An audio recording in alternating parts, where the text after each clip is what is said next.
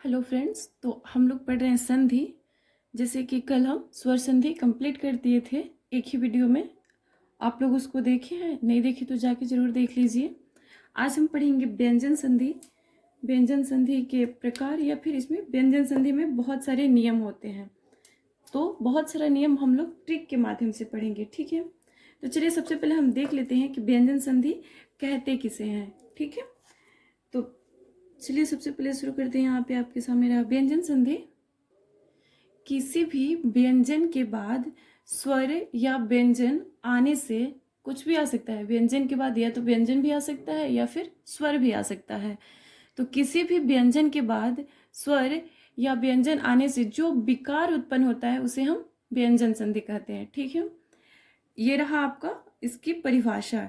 चलिए उदाहरण से हम और भी समझेंगे, और इसमें तो बहुत सारे नियम होते हैं, लेकिन हम उस नियम को देखेंगे ट्रिक के माध्यम से, ताकि आप लोग को बिल्कुल भी याद हो जाए। तो चलिए सबसे पहले हम आपको एक कहानी बताते हैं। ठीक है, क्योंकि पढ़ाई तो बहुत जल्दी भूल जाता है, बट कहानी लंबा समय तक याद रहता है। यह कहानी किसकी है? दो भाई की। ठीक है, ये कहानी है दो भाई की जो छत पर 3-5 कर रहे हैं। 3-5 कर रहे हैं मतलब बदमाशी। मान लीजिए कि दो भाई है जो छत पर ऐसे ही बदमाशी कर रहे हैं, झगड़ा कर रहे हैं। ठीक है, ये सिर्फ एक ट्रिक है, ये कोई मतलब भाई वाद या ऐसा कुछ नहीं है। इससे आप याद रख सकते हैं, क्योंकि कहानी है जो जल्दी भूलता नहीं है। जैसे आप लोग देखा होगा कि हम लोग बचपन में जो कहानी सुने थे वो अभी तक याद रहती है ना। तो इसीलिए हम कहानी के माध्यम से, ये एक ट्रिक है। ठीक है, चलिए फिर नेक्स्ट देखते हैं। चलिए तो यहाँ पे पहले ट्रिक लिखते हैं कि एक आदमी 3-5 करता है। अभी मैंने आपको बताया कि दो भाई की कहानी, अभी एक आदमी कहाँ से आ गया? तो हाँ, दो भाई की जो कहानी मैंने बताया वो अभी इसकी ज़रूरत पड़ेगी दो भाई की, लेकिन अभी ये वाला जो ट्रिक है फर्स्ट पे, तो एक आदमी 3-5 करता है। क्लियर? जैसे ट्रिक लिख दूँ आपके सामने, या फिर ऐसे आप याद कर लेंगे कि एक आदमी 3-5 करता है। चलिए लिख देती हूँ ताकि मुझे समझाने में आसानी रहे, और सामने रहेगा तो आप लोग को जल्दी समझ में आएगा। एक, दोनों तो ब्लैक ही हो गया। एक आदमी क्या करता है? 3-5 करता है। 3-5 करता है। ठीक है, कोई भी है, एक आदमी 3-5 करता है। अब आप समझेंगे कि ये क्या ट्रिक है कि एक आदमी 3-5 करता है, उसी समय से मैं ये ट्रिक बता रही हूँ। तो हाँ, बिल्कुल यही ट्रिक है। एक आदमी मतलब प्रथम वर्ग, एक वर्ग मतलब पहला वर्ग, 3 मतलब तीसरा वर्ग, 5 मतलब पांचवा वर्ग। अभी भी नहीं समझ में आया कि मैं कौन सा वर्ग का बात कर रही हूँ? तो आप लोग पढ़े थे ना व्यंजन, जिसमें था क वर्ग च वर्ग, ये था ना। तो जैसे हम लिख रहे थे कि दिखा रही हूँ आपको। ठीक है, ये हो गया आपके सामने। तो ये है, ये जो पूरा लाइन है, ये जो पूरा लाइन है वो एक एक नंबर वर्ग का है। ठीक है, और ये 2 नंबर का, ये 3 नंबर, ये 4 और ये 5। अब क्लियर हो गया कि मैं 3-5 क्या कर रही थी? 3 में मतलब क्या आएगा? ग ज ड ढ, सॉरी ग ज ड द और ब, और 5 में ये जो अनुनासिक वाले हैं सब। क्लियर हो गया? ये पहला नंबर का है, ये तीसरा नंबर का, और ये पांचवा। तो मैं कभी कहूँ एक वर्ग, तो एक वाले सब आप ऐसे माइंड में कर लीजिएगा इसको, और ये 3 नंबर वाला और ये 5 नंबर वाला। क्लियर? फिर चलिए हम देखते हैं। तो मैंने जो बोला कि पहली लाइन और तीसरी लाइन, ठीक है, तो एक आदमी मतलब पहली लाइन और ये तीसरी लाइन, ऐसे मान लेंगे। ठीक है, तो पहली लाइन में क्या था? क च ट त और प। ये किस में कन्वर्ट हो जाता है? तीसरा नंबर में। तो तीसरा नंबर क्या है? क में तीसरे नंबर पे क्या आता है? ग आता है ना, और च में ज, और ट में ड, और त में द, और प में ब। क्लियर? क ग में बदल जाएगा, च ज में, ट ड में, त द में, और प ब में। अभी भी आपको समझ में आ रहा होगा, लेकिन थोड़ा थोड़ा, है ना। तो चलिए हम लोग देखते हैं उदाहरण। उदाहरण से हम लोग को ज्यादा क्लियर हो जाएगा, राइट। तो जैसे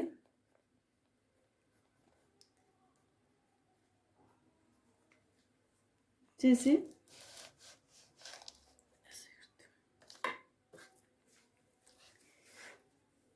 देखिए दिग्गज, जैसे दी प्लस दिक प्लस गज, ठीक है। तो ये क्या बनेगा, मैंने अभी बताया कि क है वो ग में बदल जाएगा, क्लियर। तो ये आधा क है तो आधा ग होगा ना, क्योंकि जो आधा है वो आधा में चेंज होगा, जो पूरा है वो पूरा में। तो दिक्क प्लस गज बराबर दिग्गज, दी हो गया आधा ग, पूरा ग और ज, क्लियर। ऐसे दूसरा उदाहरण देखते हैं हम, ऋग्वेद।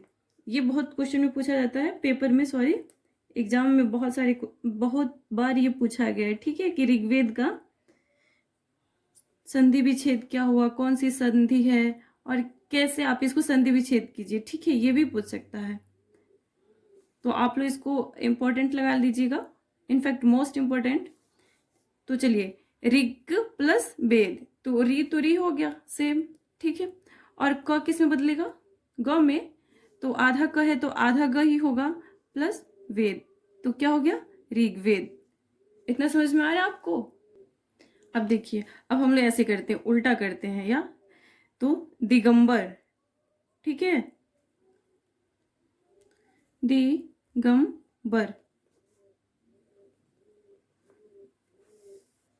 तो इसका क्या हो जाएगा, चलिए ये क है ना, तो ये फर्स्ट में चला जाएगा, क्योंकि एक आदमी 3 5 करता है, तो हम लोग केवल 3 की कहानी पढ़ रहे हैं।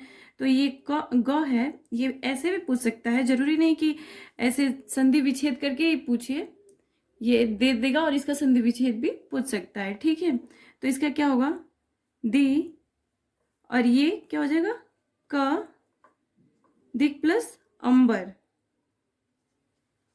ठीक है। तो क्या हो गया दिगंबर। चलिए एक और उदाहरण देख लेते हैं हम, दी, क्योंकि ये ज्यादा आप ये एक्सरसाइज करेंगे तो ज्यादा समझ में आ जाएगा। दिगंत, दिक प्लस अंत, ठीक है। तो ये क्या हो जाएगा दिगंत, क्योंकि क किस में बदल जाएगा, ग में, दिगंत, ठीक है। इतना समझ में आ गया। अब दूसरा का देखते हैं, एक आदमी 3 तो कर लिया, अब 5 करेगा, मतलब ये जो क च ट त प है वो 5वें अक्षर में चेंज होगा। जैसे 5वां अक्षर क्या हो गया, ग, य, ड़, न और म। तो चलिए एक बार यहाँ पे लिख देते हैं कि दिख रहा है आपको। अब जो है ये इसको अंडरलाइन कर देते हैं, ताकि मैं दूसरा लिखी तो समझ में आए कि ये दूसरा नंबर है, ठीक है। क, च, ट, त और प, ये किस में चेंज होगा, क ग में, च य में, ट ड़ में, त न में और प म में चेंज हो जाएगा, ठीक है। देखते हैं अभी उदाहरण से और ज्यादा समझ में आ जाएगा। अगर अब देखिए कहीं भी दिगंबर लिखा हो तो आप समझ जाएंगे ना कौन सी संधि है, क्योंकि दिगंबर, ग मतलब इसको बस पकड़िए आप, जहां ये 3 नंबर हो वहां समझिए कि ये व्यंजन संधि है, ठीक है। जहां बीच में ग लगे, ज लगे, ड लगे, द लगे, तो आप समझिए कि ये कौन सी संधि है, व्यंजन संधि है, ठीक है। चलिए अब इसका उदाहरण देखते हैं, वाक, वाक प्लस मैं, तो क्या हो जाएगा, वाक में होगा नहीं, क्योंकि क क्या हो रहा है, अंगाव में चेंज हो रहा है, ठीक है। तो ये क्या हो जाएगा, वाग्मय, क्लियर। चलिए दूसरा देखते हैं, षट प्लस मुख, तो क्या हो जाएगा, ट किस में चेंज होगा, 5वें अक्षर में, तो ट का 5वां क्या है, ड़, तो इसको क्या पढ़ेंगे, षणमुख, क्योंकि आधा ट है तो यहाँ पे क्या होगा, आधा ही रहेगा, षणमुख। चलिए नेक्स्ट और देख लेते हैं। अब आप मुझे बताइए, ये उन्मत्त का संधि विच्छेद क्या होगा, ये न किसका है, 5वां, त का ना, और वो भी आधा है, तो देखिए ऊ अत आधा त प्लस मत। क्लियर? या फिर आप सीधा कान पकड़िए या फिर हाथ घुमा के पकड़ना, तो कान ही है ना।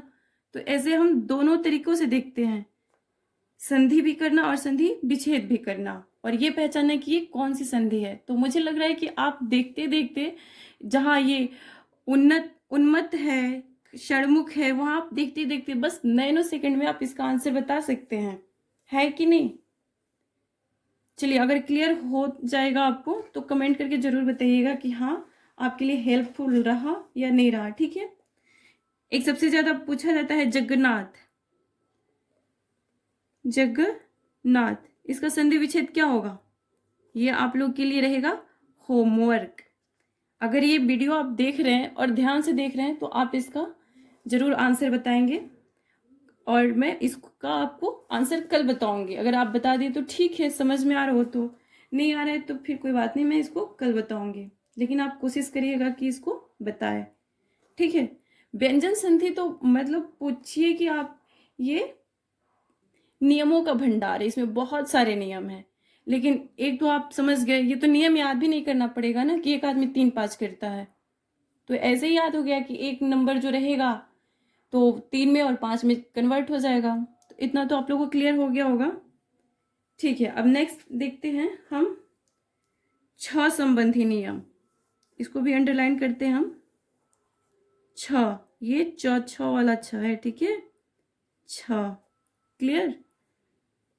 6 संबंधी नियम, क्योंकि ये जो है ना हिंदी विषय, ये नंबर स्कोर करता है। जो 30 क्वेश्चन मिलता है आपको 30 नंबर का 30 मिनट के लिए, तो आप इसको चाहे तो 10 से 15 मिनट में कर लेंगे। अगर ऐसे ही आप ट्रिक जानेंगे और अच्छे से इसका एक्सरसाइज करेंगे तो जल्द ही कर पाएंगे। ठीक है, और टाइम बचेगा उसको आप मैथ्स और सारे सब्जेक्ट में लगा देंगे। क्लियर? चलिए, तो देखते हैं 6 संबंधी नियम क्या है। इसका नियम यह है कि हर्ष या दीर्घ के बाद, हर्ष और दीर्घ क्या है आपको पता है ना? ठीक है, नहीं पता है तो मैं एक बार और बता देती हूँ, लेकिन आप लोगों को पता होना चाहिए क्योंकि मैंने ये पढ़ा दिया आपको। ठीक है, तो ये हर्ष,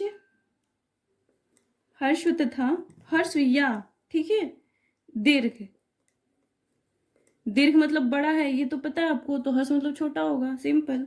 थोड़ा कॉमन सेंस का भी यूज करिएगा आप लोग तो हो जाएगा। ठीक है, बहुत ये कुछ है नहीं। तो हर्ष तथा हर्ष या दीर्घ के बाद 6 आए तो उसको हम लोग क्या करेंगे? ठीक है, चलिए देखते हैं। तो इसका संधि हम लोग जब करेंगे, हर्ष या दीर्घ के बाद 6 आएगा, तो वो जैसे 2 भाई की कहानी बताई थी ना, तो एक भाई को थोड़ा सा प्रॉब्लम है, तो 6 से बड़ा भाई कौन होगा? च होगा। 6 का बड़ा भाई कौन होता है? च होता है ना। तो अपने बड़ा भाई का साथ नहीं छोड़ता है, उसको थोड़ा दिक्कत है तब भी इसको लेके ही चलता है, चाहे ये छोटा भाई कितना भी पॉपुलर हो जाए, बट अपने बड़ा भाई का साथ नहीं छोड़ता है।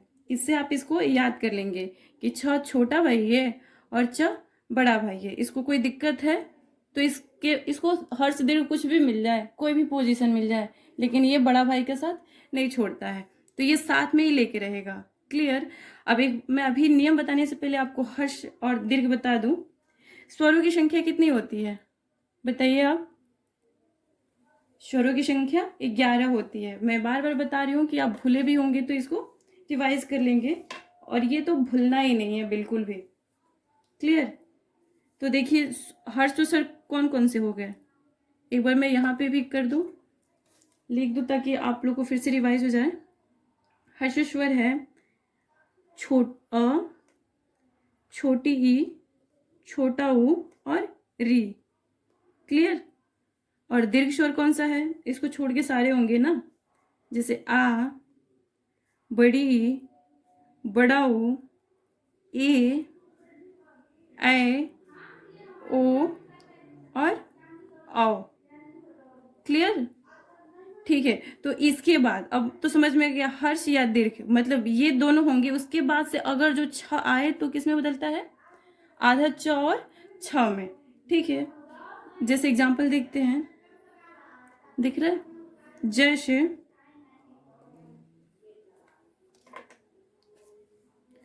देखिए आधा स्व व स्व प्लस छंद। ठीक है, आप बोलेंगे यहाँ पे तो हर्ष और दीर्घ तो दिख ही नहीं रहा है। तो दिख रहा है, जब मैं आपको व्यंजन पढ़ा रही थी तो मैंने पढ़ाया था कि व्यंजन स्वतः उच्चारित नहीं होता है, उस वो डिपेंडेंट रहता है किस पे, स्वर पे। तो जो व है इसमें भी ऐसे व को अगर हम लोग विच्छेद करें तो व प्लस अ होगा। ठीक है, और यहाँ पे छ मिल ही गया, क्योंकि छ संबंधी हम नियम पढ़ रहे हैं, तो यहाँ पे छ मिलना मतलब पक्का है, मिलेगा ही। तो ये अ हो गया और ये छ हो गया। तो क्या होगा, इसको कोई भी पोजीशन मिल जाए छोटे भाई को तो बड़ा भाई को साथ में लेके चलता है, छोड़ता नहीं है। तो क्या हो जाएगा, बोलिए, ये हो जाएगा स्व, ये स्व, और ये च है जो अपने बड़े भाई को भी ला देगा यहाँ पे, छंद। ठीक है, तो ये हो गया स्वच्छंद। समझ में आया।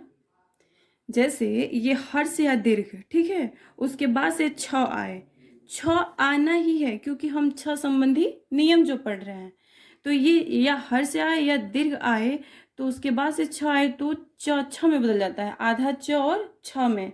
जैसे हम लोगों ने देख लिया स्व प्लस छंद, तो इसको स्व छंद भी लिख सकते थे, लेकिन नहीं, नियम क्या कहता है, वो अपने बड़े भाई को साथ लेकर ही चलेगा। जैसे हम लोगों ने देखा होगा अनुच्छेद, पढ़े हैं ना हम लोग अनुच्छेद, तो इसका संधि विच्छेद क्या होगा, दे देगा कि इसका संधि विच्छेद करिए आप।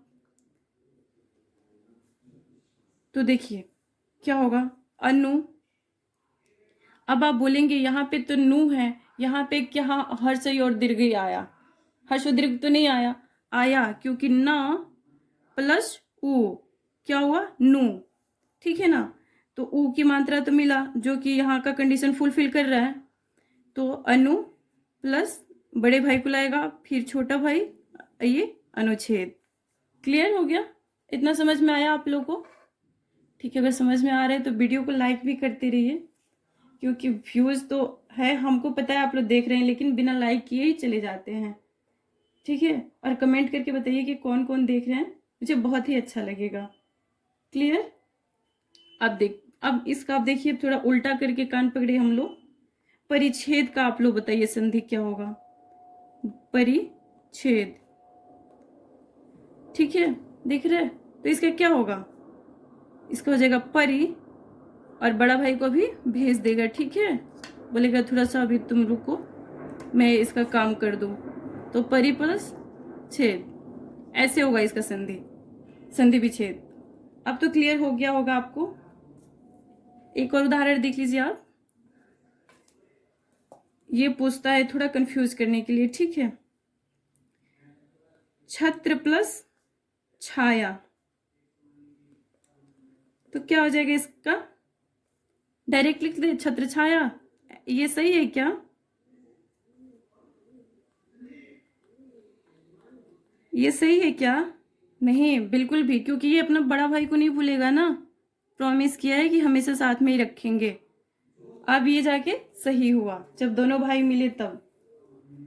तो इतना तो आप समझ गए होंगे हम लोगों ने क्या क्या पढ़ लिया, एक बार इसको देख लेते हैं फिर से, फिर नेक्स्ट नियम पढ़ते हैं। क्लियर। हम लोग व्यंजन संधि पढ़ लिए थे। ट्रिक था हम लोग का कि एक आदमी 3 5 करता है, जो एक आदमी है वो पहले 3 में बदलेगा, फिर वो आदमी 5 में बदलेगा। ठीक है, इसीलिए इसको 3 5 कहते हैं कि क्योंकि एक आदमी बहुत कभी 3 में बदल जाता है, कभी 5 में बदल जाता है। तो क्लियर हो गया। और ऐसे आप देखेंगे दिगंबर कौन सी संधि है बताइए, ग देखेंगे, अरे ये तो क ख ग, ये तीसरा नंबर है, मतलब व्यंजन संधि होगा। और इसका संधि विच्छेद कैसे होगा, तो ग है, मतलब एक आदमी 3 5 करता है, मतलब ये 1 नंबर में जाएगा, दिक प्लस अंबर हो जाएगा। इतना तो आप लोगों को क्लियर हो गया होगा ना। ठीक है, मैं अगला नियम बताऊं, चलिए ठीक है, नेक्स्ट नियम देखते हैं। जैसा कि मैंने बताया कि व्यंजन संधि तो नियमों का भंडार है। ठीक है, तो अब हम पढ़ेंगे क्या, त संबंधी नियम। ठीक है, देखिए त संबंधी क्या नियम होता है, आपको दिख रहा है, त संबंधी नियम, ठीक है। इसको ऐसे कर देते हैं ताकि समझ में आए। तो तत्संबंधी नियम ये कहता है, मैं एक बार बोल के बता रही हूँ फिर लिखूंगी, ठीक है, कि यदि तो के बाद च या छ आए, ज या झ आए, ट या ठ आए, ड या ढ आए, या फिर ल आए। मतलब देखिए मैं लिख रही हूँ आपके सामने, यदि तो के बाद, ठीक है, च या छ आए, ठीक है, या ज या झ आए, ट या ठ आए, ड या ढ आए, या फिर ल आए। क्लियर, समझ में आया इतना? देखिए अब दिख रहा होगा शायद, नहीं क्लियर है, ठीक है। च या छ आए तो के बाद, ठीक है, तो ये क्या करते हैं, ये बहुत संतोषी है, ये भी दो भाइयों की कहानी है। देखिए च या छ कुछ भी आए, ये बोलता है नहीं बड़े भैया आप ही जाइए, इसमें बड़ा कौन है, च है। ये आए तो ये बोलता है नहीं बड़े भैया आप ही जाइए, बहुत अच्छा बॉन्डिंग है दोनों में। ये बोलते हैं आप ही जाइए, ये भी बड़े भैया को भेजता है, और इसके पास तो बड़े भैया है नहीं तो ये खुद ही आ जाता है, ठीक है। चलिए च या छ है तो च ही बनता है। जैसे उदाहरण से ज्यादा क्लियर होगा,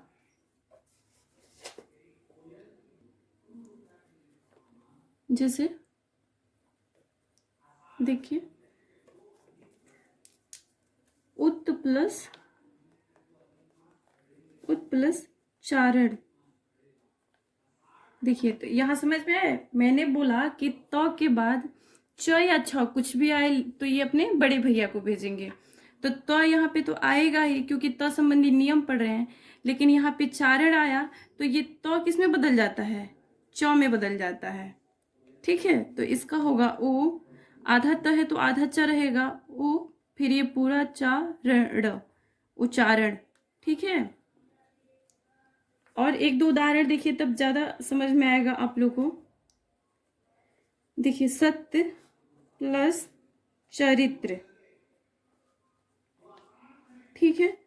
तो मैंने क्या बोला, तो के बाद कुछ भी आए तो किस में बदल जाता है, किस में बदल जाता है, च में, बड़े भैया में, ठीक है। तो स आधा त है तो क्या होगा, आधा च, तब पूरा चरित्र, क्लियर, सचरित्र हो गया। अब आप बताइए सज्जन का, ठीक है, ये आपका रहा। अब बताइए सज्जन का क्या होगा, तो सत्य, ठीक है, और आधा ज है तो आधा त, सत्य प्लस जन, क्लियर। तो ये हो गया सज्जन। अच्छा एक चीज आपको बहुत मतलब कॉमन क्वेश्चन है, हर एक एग्जाम में पूछा जाता है, UP TET, C TET, UP police, जितना वनडे एग्जाम है सारे एग्जाम में ये क्वेश्चन पूछा जाता है कि उज्जवल कैसे लिखाएगा। सबसे पहले तो उज्जवल को शुद्ध वर्तनी के रूप में लिखने को पूछता है, ठीक है। और उज्जवल का संधि भी पूछ देता है कि उज्जवल कौन सी संधि है, उज्जवल का संधि विच्छेद बताइए। तो सबसे पहले देखिए कि उज्जवल लिखा कैसे जाता है, ये बहुत ही इंपॉर्टेंट है क्योंकि बहुत ही ज्यादा पूछा जाने वाला क्वेश्चन है, से बोल सकते हैं कि ये ट्रेंडिंग क्वेश्चन है। उ आधा ज फिर आधा ज व ल, उज्जवल ऐसा लिखा जाता है। बहुत लोग क्या करते हैं, ऐसे लिखते हैं उ आधा ज पूरा ज व ल, ऐसे। ये ऑप्शन में दिया रहेगा आपका माइंड डाइवर्ट करने के लिए, लेकिन ये क्या है, गलत है, ठीक है ना। तो चलिए इसका संधि विच्छेद क्या होगा। अब तो आप इतने स्मार्ट हो गए कि आप खुद ही बता देंगे। ऊ तो रहेगा, ठीक है, आधा ज है तो ये क्या होगा, ये नियम देखिए फुलफिल कर रहा है ना, तो क्या होगा, आधा ज तो आधा त, उत प्लस ये ज्वल, ज्यों का त्यों, तभी तो मिला के आधा त फिर से हुआ है उज्जवल। देखिए मुझसे भी गलती हो गया, तो इसको आप ध्यान से देखिएगा, ये बहुत ही गलती होता है मैक्सिमम लोग से, लेकिन हम लोग गलती नहीं करेंगे क्योंकि एक नंबर हम लोग को नहीं गंवाना है, ठीक है। अब देखिए तत् प्लस लीन, अब क्या होगा, मैंने बताया कि ल ज्यों का त्यों आ जाता है, ठीक है। ये त किस में बदल जाएगा, ल में, तो क्या होगा, तो आधा ल, आधा त है तो आधा ल, त लिन। क्लियर। आप देखिए ये भी आता है लिखने के लिए, बहुत लोग गलत करते हैं। जगत प्लस जननी, तो इसका क्या होगा, जगत, ये ज है, ठीक है, तो त किसमें बदल जाएगा, ज में, ठीक है। जगत जननी, जगत जननी नहीं, जगत जननी। देखिए आप बोल के खुद इसका उच्चारण करिए, जगत जननी। सॉरी ये आधा त है ना, तो आधा ज रहेगा। आप लोग मुझे बताइए जहां मिस्टेक हो रहा है तो। क्लियर। तो ये क्या हो गया, जगत जननी। और भी इसका उदाहरण देखना है या फिर क्लियर हो गया, चलिए एक और देख लेते हैं। अब आप बताइए, उल्लेख, उल्लेख का क्या होगा संधि विच्छेद, उ ल है तो मतलब त संबंधी नियम है, और आधा ल है तो आधा त, उत प्लस लेख।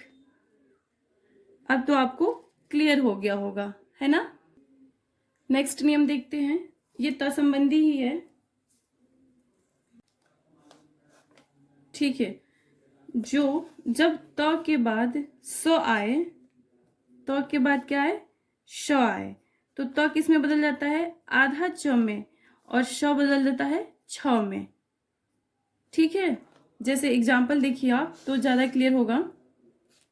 अभी इसका बस बता रहे, ठीक है, उसके बाद से ये वाला नियम पढ़ेंगे। यदि त के बाद स आए तो क्या होता है, जो त होता है वो आधा च में बदल जाता है, हलंत लगा दीजिए, और जो स है वो छ में बदल जाता है। जैसे दिख रहा है, उत प्लस श्वास, ठीक है, तो क्या हो जाएगा, उ त किस में बदल जाएगा, आधा च में, और स किस में बदल जाएगा, छ में, उच्छ्वास। क्लियर हुआ। देखिए ये तो आया जो, तो आधा च में बदल जाएगा क्योंकि ये आधा त है ना, तो ये आधा च में बदल जाएगा, और ये छ वास, उच्छ्वास, ठीक है। और भी देखते हैं नियम, सत प्लस शास्त्र, ठीक है, तो ये स और ये आधा त है वो किस में बदल जाएगा, आधा च में, और ये जो स है तालव्य स, ये किस में बदल जाएगा, छ में, छास्त्र।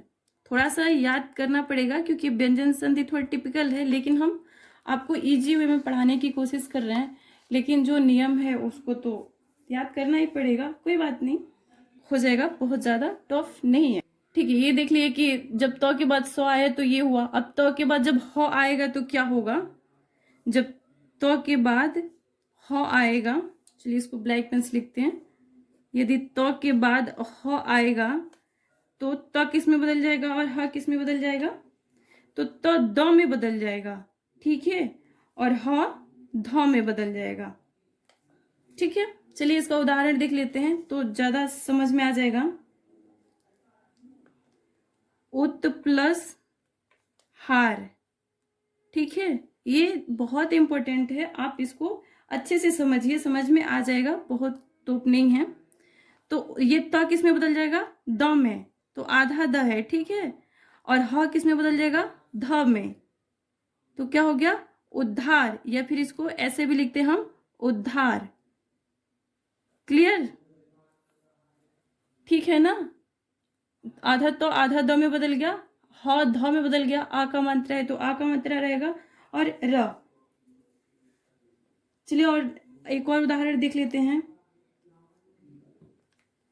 उत प्लस हत, तो हम लोग कह देंगे उतहत लिखा है, लेकिन ये उतहत नहीं होगा। उत प्लस हत क्या हो जाएगा, उ त बदल जाएगा द में, और ह बदल जाएगा ध में, और त उद्धत हो जाएगा। ऐसे लिखो या फिर ऐसे लिखते हैं, उद्धत। क्लियर। चलिए अब एक और नियम, एक दो बस नियम है तो इसको भी समझ लेते हैं, क्योंकि एक ही वीडियो में सारा व्यंजन खत्म करना है, ठीक है। चलिए तो अब न संबंधी नियम देख लेते हैं। नल वाला न, ठीक है। तो न संबंधी नियम देखेंगे कि न संबंधी नियम में क्या है। यदि री र, देखिए यदि री से री से, हाँ, र और श के बाद न आता है तो वह किस में चेंज हो जाता है, अड़ में, ठीक है। जैसे देखिए, दिख रहा है, जैसे उदाहरण में देखिए, उदाहरण से ज्यादा क्लियर होगा। परिधन नाम, ठीक है। तो यहाँ र है, र के बाद न आया तो म ये किस में बदल जाएगा, ड़ में। न किस में बदल जाएगा, न में। तो क्या हो गया, परिणाम।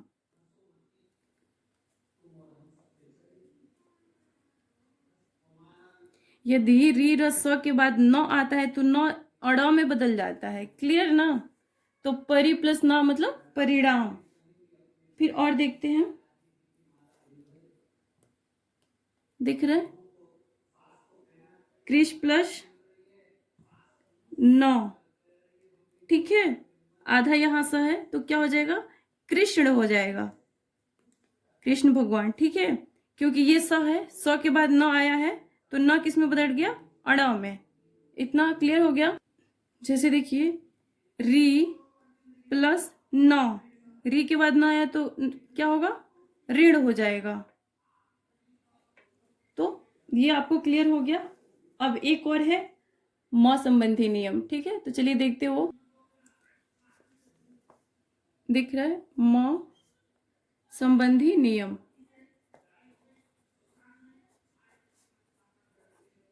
म संबंधी नियम क्या कह रहे हैं, म संबंधी नियम ये कहता है कि यदि म के बाद, ठीक है, जिस वर्ग का व्यंजन आता है, यदि म के बाद जिस वर्ग का व्यंजन आता है उसी वर्ग के पांचवें में बदल जाता है म, ठीक है। चलिए ये बहुत इंटरेस्टिंग है। इसमें मैं अभी आपको बता रही हूं।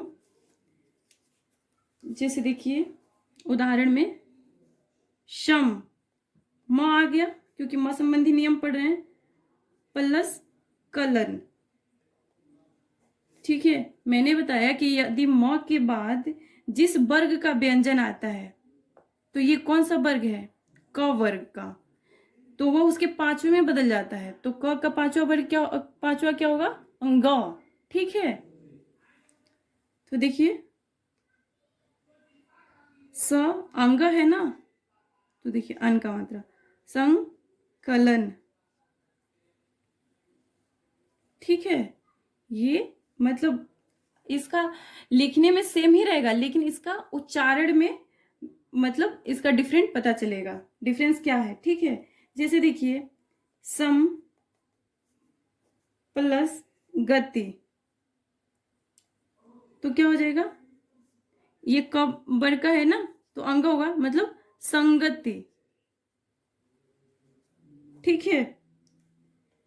जैसे देखिए, सम प्लस पूर्ण, तो ये भी एक बिंदी लगेगा ऊपर, लेकिन उच्चारण में इसका अर्थ समझ में आएगा। जैसे संपूर्ण, इसको अभी अंग पढ़ रहे थे, अभी इसको म पढ़ रहे हैं, इसको क्या पढ़े हम लोग, संगति, ठीक है। क्योंकि यहाँ पे ये क वर्ग का है तो इसके पांचवे जो ये है ना ग, तो ये क वर्ग का है ना, तो इसका पांचवा क्या होगा, अंगा होगा, तो इसीलिए इसको संगति पढ़ते हैं।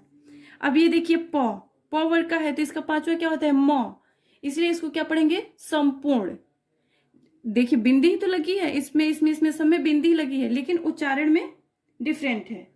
जैसे देखिए, सम प्लस विधान,